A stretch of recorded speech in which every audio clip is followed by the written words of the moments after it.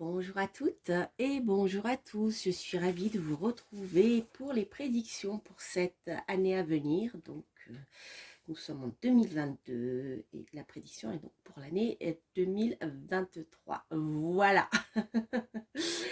Donc comme je vous le fais chaque année, eh bien on va aborder cette année, cette nouvelle année, les prédictions de cette nouvelle année à venir, hein, bien sûr, puisque nous n'y sommes pas encore au moment où je fais cette vidéo, selon plusieurs angles, à la fois numérologiques, astrologiques et bien sûr avec un tirage de cartes. Alors, donc notre année à venir 2023 sera ici une année 7. Donc si nous faisons la réduction numérologique, hein, 2 plus 3, donc nous sommes à une année 7. Alors l'année 7, je pense, sera riche en événements, les amis. Déjà l'année 7, le 7, pour ce qui concerne le domaine spirituel, c'est une très très bonne année qui sera très favorable pour tout ce qui est en lien avec le développement de votre vie intérieure, voire de votre spiritualité. Voilà, le 7, c'est un chiffre qui recèle beaucoup de, comment dire, de signification et comment dire, de sens caché. Et puisque on retrouve le chiffre 7 partout dans tout ce qui concerne la spiritualité et tout ce qui concerne les domaines ésotériques. Voilà. Donc je ne vais pas vous faire un détail de l'année 7, mais c'est quand même une année, le chiffre 7, c'est quand même une année qui va vous permettre, comment dire, qui sera favorable si vous souhaitez développer donc votre vie intérieure et votre spiritualité. Après, j'irai même plus loin, c'est une année qui peut-être, si les vibrations des humains sont assez concernés par le domaine de la spiritualité et de, je dirais, voilà, de tout ce qui peut en découler, bien si on vibre bien assez haut, bien peut-être que c'est une année qui permettra de faire évoluer les choses de manière positive, parce que rappelez-vous que cette année 2022 est assez, je dirais, chaotique, voire peut-être, je ne dirais pas catastrophique, parce que pas encore, mais c'est une année assez chaotique dans tous les sens du terme, dans tous les domaines dans le monde, en France, pour tout le monde. Donc on peut espérer que l'année à venir, et je l'espère du fond du cœur, que l'année à venir sera haute en spiritualité et plus en, comment dire, euh, en, en victoire du matériel. Voilà, tout ce qui est matériel, qui pousse les êtres humains à faire des abus, je pense au diable, à faire des abus dans tous les sens pour tout ce qui concerne le matériel. Eh bien, peut-être que justement cette année à venir nous permettra d'évoluer sur un autre plan beaucoup plus sain, en développant notre spiritualité à tous, et le reste, je dirais, s'en suivra derrière. Voilà. Donc, tous mes souhaits pour cette année 7. Voilà, que tout aille beaucoup mieux pour tous les humains partout dans le monde. Voilà, j'ai fait mon vœu. Ensuite, et les êtres vivants aussi. Alors, donc cette année 7, bien sûr, donc on va nous parler de spiritualité, de vie intérieure, mais aussi d'indépendance et de libre arbitre. Voilà, c'est une année qui sera favorable à pour développer votre liberté de faire ce que vous voulez, de travailler, etc. Et de mettre en place ce que vous souhaitez mettre en place. Donc, je vous dis, c'est une année qui peut être riche en événements.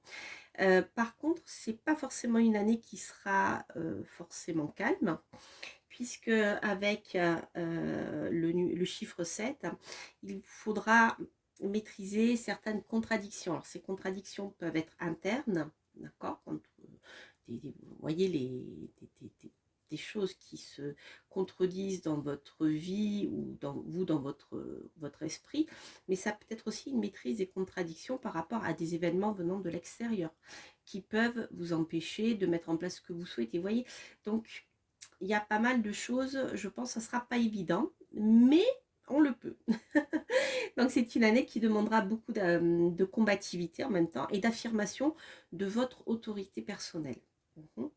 Alors, je dirais, je mettrai un bémol, attention de ne pas être trop dans l'impatience, de ne pas être trop dans le conflit.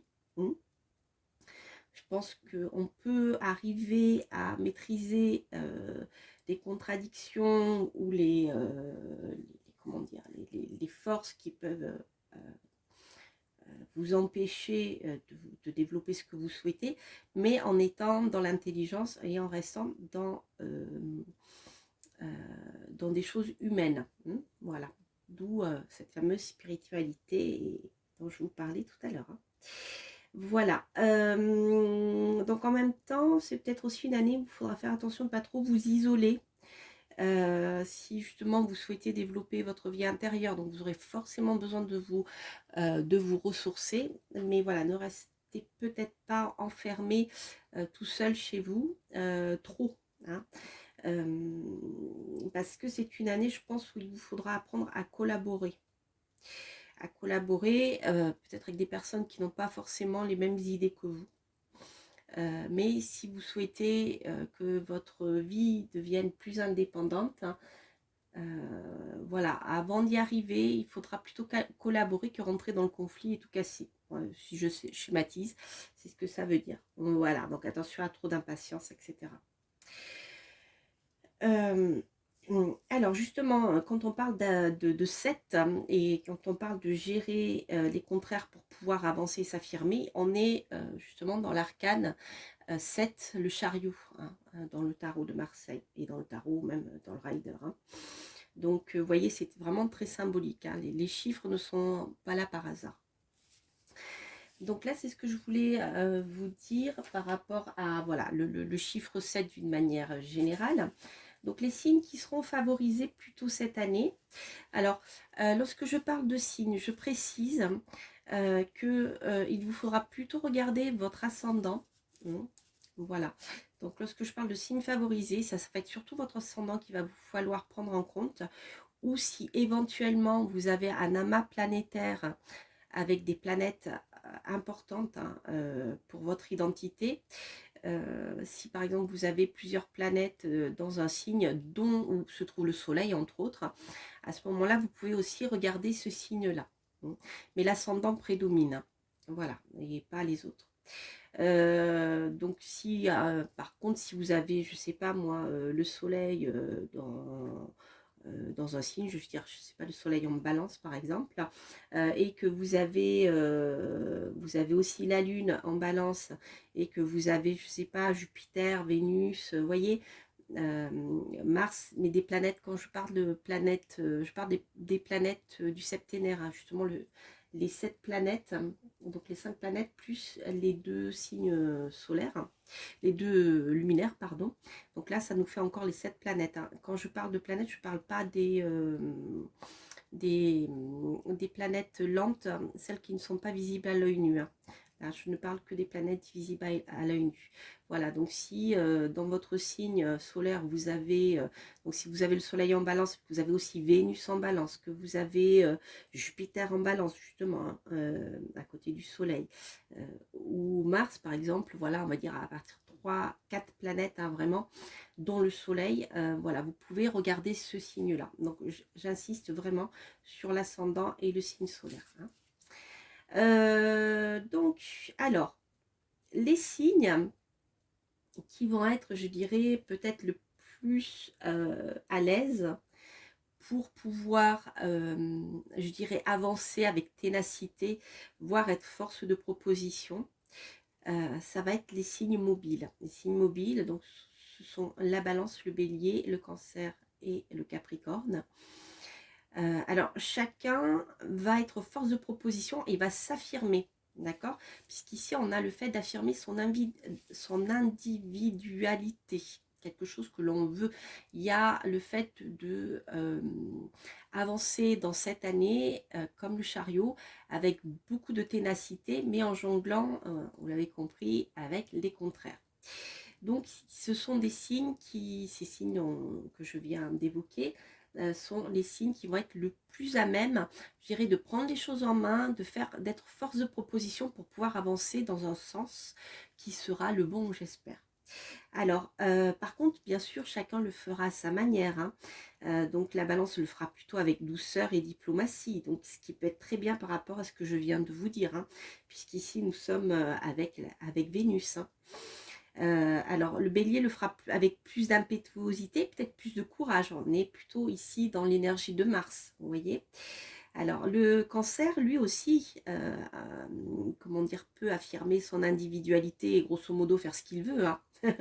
Mais il le fera de manière plus fuyante, c'est-à-dire que vous essayez de l'attraper.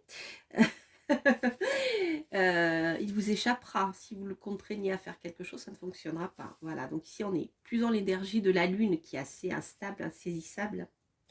Et bien sûr, le signe du Capricorne affirmera comment dire, ce qu'il a décidé, hein, mais plutôt en s'isolant. Ici on est avec Saturne et aussi avec un peu de Mars d'ailleurs. Donc, ce que je voulais aussi aborder parmi les signes qui peut-être se sentiront le plus à l'aise dans cette énergie d'indépendance, c'est quand même des signes d'air, hein. Donc la balance, le Verseau et les Gémeaux. Puisque essayer, pour schématiser, hein, essayer d'enfermer l'air quelque part, vous n'y arriverez pas. Voilà, vous prenez par exemple, je pense à l'été, une bouée sur l'eau, dans une piscine ou autre, hein. S'il y a ne serait-ce qu'un tout petit trou, l'air il va s'échapper, hein. Donc voilà, je dirais que voilà, la balance aussi est quand même un signe qui sera je dirais, assez favorisé cette année. Donc si vous êtes du signe de la balance, je dirais que c'est une année pour vous parce que vous arriverez bien en plus à gérer les contraires. Alors ça sera plus difficile peut-être pour les signes de feu, hormis le bélier, hein, qui a cette énergie d'initier quelque chose. Les signes de feu devront faire attention à leur impatience. Alors vous allez me dire, oui, oui, Coralia, mais tu nous le dis toujours. Bah oui, mais c'est le cas. Voilà. Donc, pour les signes de feu, à l'attention, à l'impatience. Par exemple, je pense au signe du lion qui peut être un peu trop impatient, voire autoritaire. Et vous voyez, plutôt ce côté-là. C'est pas quelque chose qui vous servira durant cette année. Il faudra plutôt collaborer et vous adoucir plutôt qu'essayer de vous imposer, hein, voilà. Et ensuite, le signe du Sagittaire qui, lui, aura tendance à en avoir ras-le-bol et tout envoyer promener en disant bon, bah c'est bon, ça suffit. Voilà, vous voyez, voilà.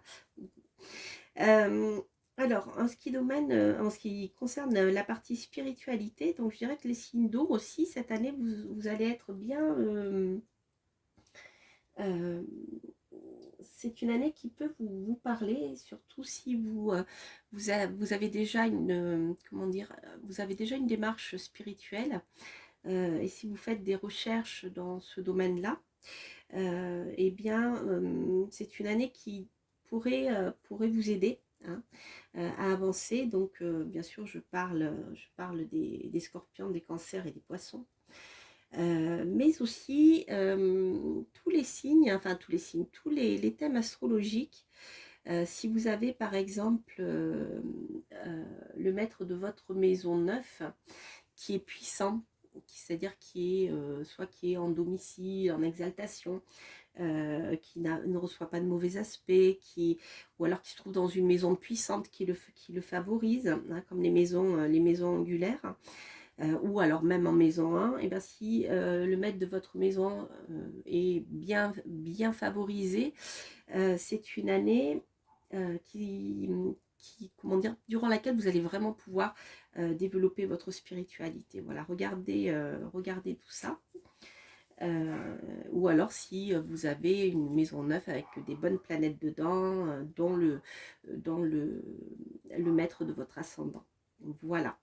Donc, pour ce qui est de la partie astrologique. Donc, c'est une année qui sera spirituelle, les amis, ou qui ne le sera pas. Et pendant laquelle il nous faudra vraiment, je dirais, s'affirmer et gérer les contraires. Voilà, c'est pas une année de quiétude, mais c'est quand même positif pour pouvoir avancer. Alors, je vais essayer d'avancer un peu la table. Hop, parce que j'ai peur que la lumière vienne, excusez-moi, vienne brûler l'image, hein, le soleil. Voilà, je vais boire un petit peu d'eau. Alors, donc nous allons voir déjà quelle va être l'énergie principale. Bon, bah, je vais travailler principalement avec les tarots et puis quelques cartes conseils. Donc on va voir quelle va être l'énergie principale de cette année, outre ce que je viens de vous dire sur le plan numérologique, bien sûr, hein, et astrologique. Alors, l'énergie principale.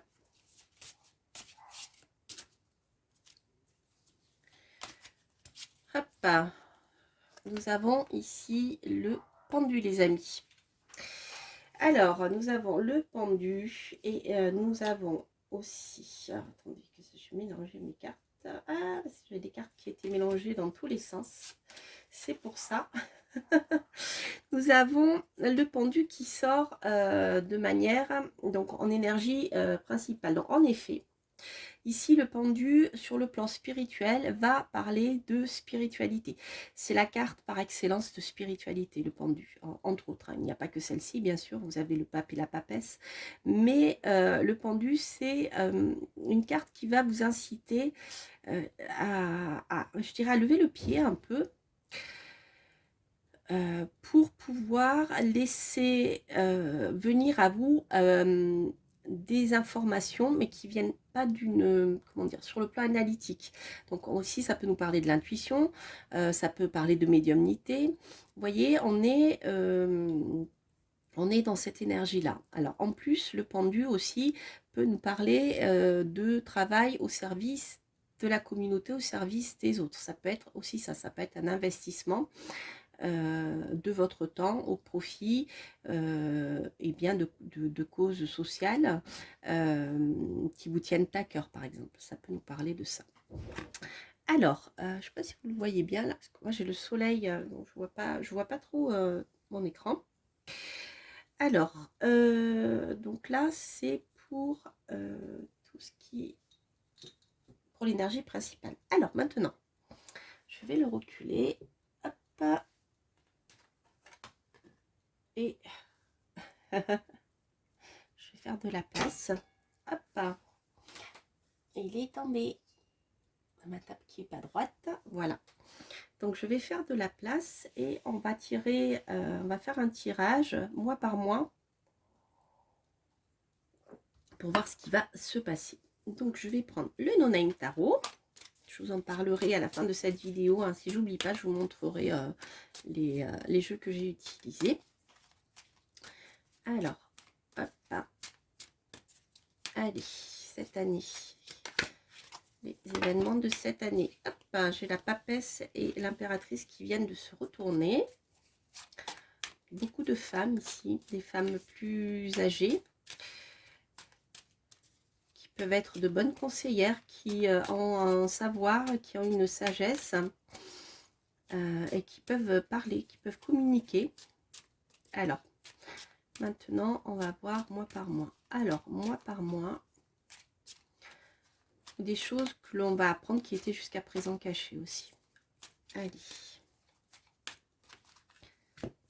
Hop. Alors, on va faire janvier, février, mars, avril, mai, juin, juillet, août, septembre, octobre, novembre et décembre, si je ne me suis pas trompée. Alors, janvier, février, mars, avril, mai, juin, juillet, août, septembre, octobre, novembre, décembre, c'est bon. Alors, mois de janvier, qu'est-ce qui nous attend, les amis? La lune. Ah, écoutez, La Lune nous parle ici du domaine du foyer et du domaine familial, de votre maison, là où vous habitez. C'est une carte aussi qui peut parler du peuple. La Lune, c'est la voix du peuple, les amis. C'est une carte aussi qui va nous parler d'intuition. Donc tout à l'heure, quand je vous parlais de spiritualité, etc., c'est peut-être un mois qui peut être sympathique pour affirmer votre intuition, pour vous rapprocher de votre foyer, pour construire votre foyer, mais aussi c'est vraiment un mois, je dirais, sur un plan plus sociétal, qui est favorable pour que la voix du peuple s'exprime.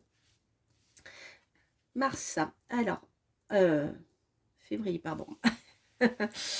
Février, ici nous avons l'empereur. Donc l'empereur ici va nous parler de solidité, de stabilité, mais aussi de quelqu'un qui dirige. De quelqu'un qui dirige et qui s'affirme. Donc ici, pour moi, il y a l'affirmation d'un pouvoir. On verra après quand je recouvrirai ce que j'ai comme information.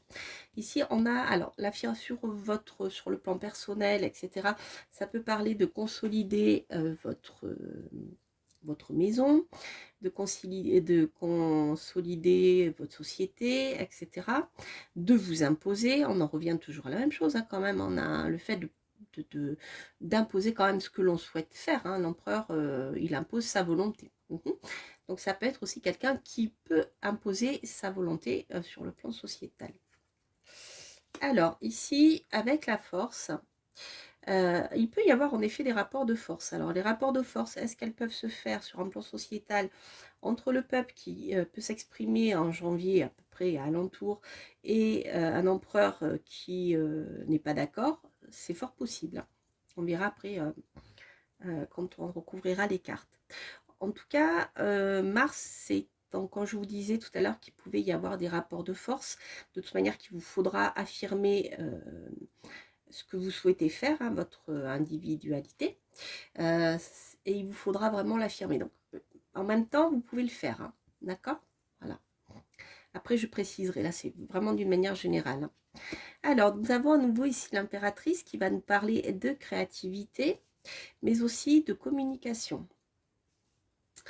Donc c'est janvier, février, mars, donc après ce mois de mars où vous allez pouvoir ou devoir vous affirmer, voilà, prendre en main votre destin.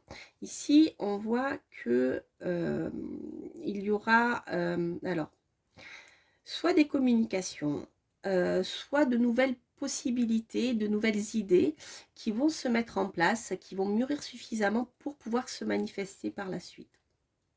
Alors ça peut être, comme je vous le dis, à la fois sur un plan sociétal, c'est-à-dire de nouvelles idées par rapport au rapport de force qu'il y aura eu avant.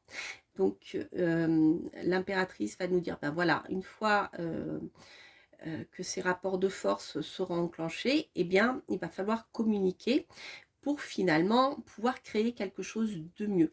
Mais c'est aussi le fait de réfléchir à une solution. Parce que ici, nous sommes avec le chiffre 3. Le chiffre 11, vous voyez, vous avez un qui est en face. Donc, vous avez deux bâtons qui se font face. Le 11, quand on prend pas les chiffres romains, les autres. Et bien ici avec l'impératrice, on voit que bien on est dans une énergie d'évolution. Bien, alors ici c'est plutôt alors janvier, février, mars, avril, mai. Au mois de mai, c'est rigolo, nous tombons sur les Gémeaux en plus. C'est rigolo. Donc là, c'est tout le mois de mai. Donc avec le soleil, on a quand même une période qui sera plutôt sympathique, je dirais. Et ça, c'est une période qui peut être très fraternelle. Donc, il peut y avoir sur le plan sociétal des personnes qui se regroupent ensemble, qui s'aident, et qui s'entraident, etc. Donc il y a beaucoup de chaleur humaine, je dirais. Et sur le plan personnel, c'est un peu pareil, c'est-à-dire que si vous avez des enfants, eh bien c'est une période pendant laquelle vos enfants bien s'entendront beaucoup mieux entre eux. Peut-être que vous allez aussi avoir des amis proches ou de la famille avec lesquels vous aurez de bons échanges chaleureux, etc. C'est une très belle carte. Donc janvier, février, mars, avril, mai, juin. Nous avons l'amoureux, les amis. Alors, nous avons ici l'amoureux. Donc, il y a une question de choix qui peut s'imposer à vous. Donc, sur le plan sociétal, eh bien, peut-être que les choses pourront avancer de manière créative et ensuite vous aurez des choix à faire pour pouvoir avancer vous par rapport à vos projets. Alors ça peut être aussi des rencontres amoureuses hein, qui peuvent déjà commencer à démarrer au mois de mai avec le soleil et continuer au mois de juin, voilà, avec notre amoureux. Juin, sympa, hein? Et juillet, ça va être chaud. Tempérance, ben, juillet, les vacances arrivent, les amis, avec tempérance. Donc, une accalmie au mois de juillet. Une accalmie pendant laquelle vous pouvez profiter eh bien, de vos vacances pour ceux qui en auront, bien sûr.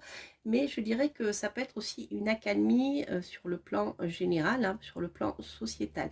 Il peut y avoir une période où il va y avoir des conciliations. Je vous parlais tout à l'heure justement d'une année qui peut être très mouvementée parce que eh ben, il peut y avoir des rapports de force, des contradictions, donc ce qu'on a vu ici, mais que si on arrive à avancer avec diplomatie, les choses peuvent se mettre en place de manière sympathique. Donc ici, c'est un peu ça. Hein. Il y aura peut-être le choix de voilà, d'avancer dans un sens, mais il faudra peut-être faire des concessions. Avec la tempérance, avec tempérance, on est en plein dans les concessions. Voilà, c'est une période aussi très bonne, bien sûr, pour le repos. Août. Alors, août.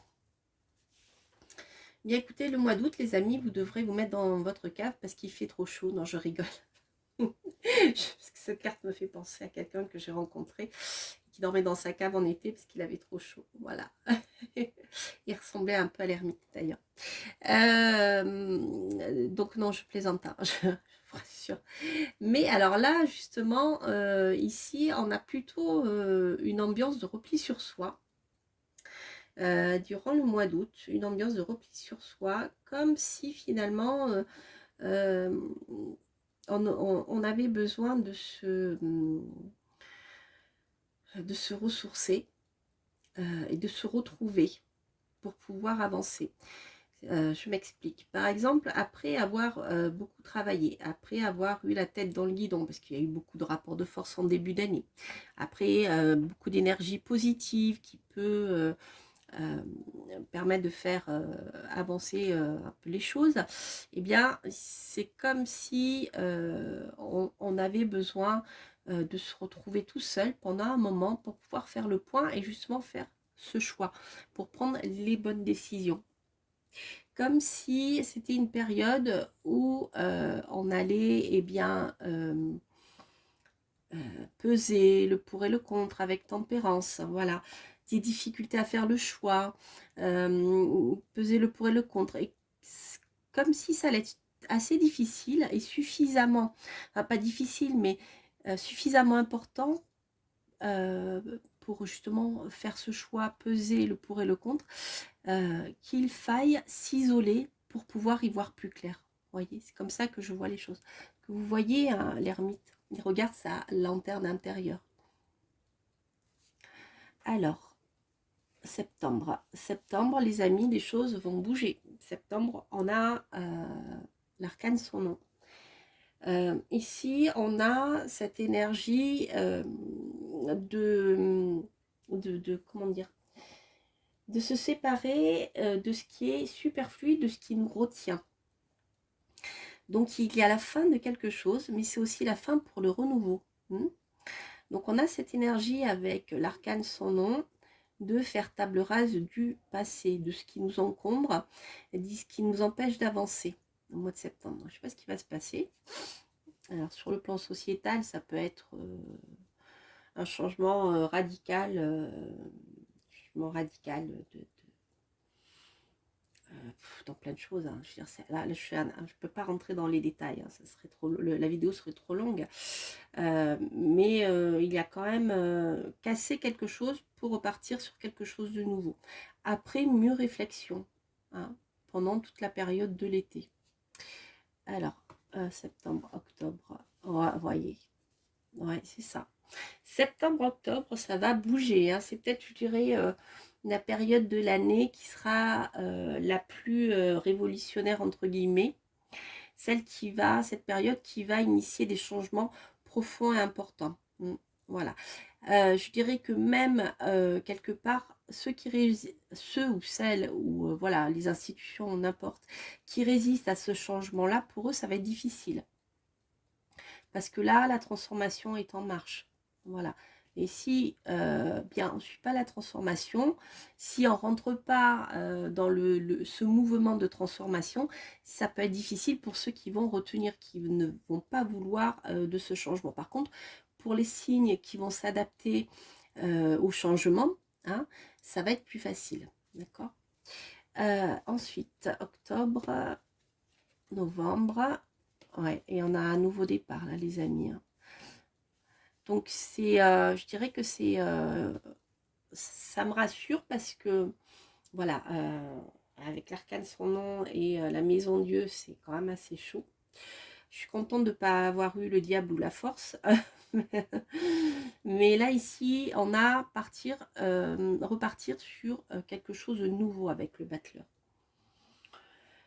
Donc, je dirais que les changements qui vont être quand même assez radicaux, ça sera pour partir vers quelque chose de nouveau. D'accord. Ça ne sera pas on casse tout et on reconstruit rien derrière. C'est on casse tout. Enfin, on casse tout, on change tout. Hein, mais ensuite, derrière, il y a quelque chose de nouveau avec plein de potentiel qui va se mettre en place. Donc ça, c'est super. Et on a le monde, les amis. Et la réussite. Alors là, c'est super beau. Franchement, ça fait plaisir de terminer l'année 2023 par la carte du monde. Puisqu'ici, on a quelque chose un renouveau à travers le monde entier. Et c'est ce qui va être mis en place arrivera plus tard. Peut-être pas tout de suite. Voilà, c'est à la fin de cette année-là. Mais on a la fin de l'année quand même qui s'ouvre sur le monde. Et le monde, c'est la meilleure carte du tarot. C'est lorsqu'on a terminé son cycle et on est arrivé à l'apothéose. Voilà, on est arrivé bien à la naissance de quelque chose de nouveau qui va s'épanouir et être dans sa complétude. Donc c'est, franchement, c'est un beau tirage. Mais vous voyez, j'ai l'impression que dès janvier, là, il y a des choses qui vont bouger. Ça va pas être simple. Mais bon, je pense qu'il y aura suffisamment de fraternité et de chaleur humaine et de tempérance pour bien réfléchir et faire avancer ensuite les choses, certes de manière puissante, radicale, mais ça sera pour partir sur du mieux ici. Donc c'est un super beau tirage déjà, voilà, sur le plan de l'ambiance de l'année prochaine. Alors sur le plan personnel, c'est pareil, hein, voilà, vous aurez peut-être une période un peu difficile, délicate à affronter, je dirais peut-être cette période-là, un peu, hein, voilà, d'enfermement, c'est pas trop où on va, etc. Donc je dirais fin de l'été jusqu'à l'automne. Où ça risque, voilà, d'être un peu chaud, hein. Mais ensuite, de toute manière, vous aurez, vous, toutes les cartes en main pour pouvoir partir vers autre chose de nouveau et réussir ce que vous allez entreprendre. Donc c'est vraiment, vraiment sympathique. Alors, je voulais recouvrir le tarot, mais je l'aurais bien fait avec le jeu de l'aura, mais je vous ferai un autre tirage à part. Là, c'est plutôt un tirage général, donc je ne veux pas trop faire quelque chose de lourd.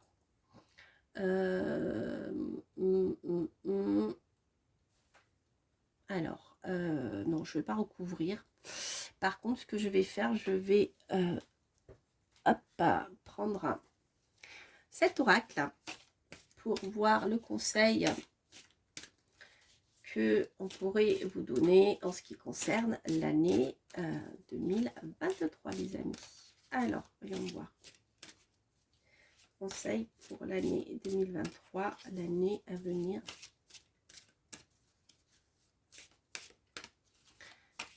Allez.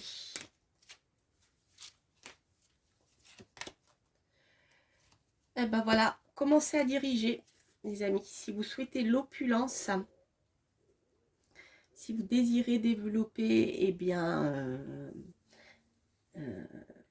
avoir de l'opulence dans votre vie, hein, ça peut être sur tous les domaines, c'est pas forcément financier, mais ça peut être l'opulence qui vous convient, en ce qui concerne le plan amoureux, sur le plan financier, sur, je sais pas, le fait de vivre à la campagne ou en ville, enfin en fonction de ce que chacun, ce dont chacun a besoin. Il n'y a que vous qui pouvez le savoir, hein, voilà, dans le tirage général.